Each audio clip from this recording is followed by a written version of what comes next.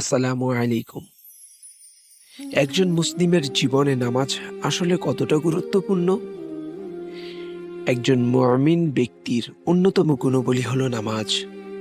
শেষ বিচারের দিন সর্বপ্রথম নামাজের হিসাব নেওয়া হবে। যে ব্যক্তি নামাজের প্রতি যত্নবান থাকে, শেষ বিচারের দিন নামাজ তার জন্য দলিল হবে এবং তার নাজাতের কারণ হবে। সুবহানাল্লাহ। আল্লাহ রাব্বুল আলামিন পবিত্র কুরআনে ৮২ বার নামাজের কথা বলেছেন। মহান রব্বুল আলামিন বলেন, ইন্নাস সালাতা তানহা আনিল ফাহশাই ওয়াল মুনকার।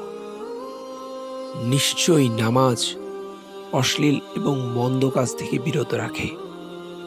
মহান রব্বুল আলামিন আরো বলেন, ওয়াকিমুস সালাতা ওয়া আতুজ যাকাতা ওয়ারকাউ মা'আর রাকিঈন। এবং তোমরা নামাজ কায়েম করো, যাকাত আদায় করো এবং রুকুকারীদের সঙ্গে রুকু করো। আল্লাহর নিকটবর্তী হওয়ার সবচেয়ে সহজ মাধ্যম নামাজ। সুতরাং আমরা ৫ ওয়াক্ত নামাজ আদায়ের ব্যাপারে যত্নশীল হব ইনশাআল্লাহ।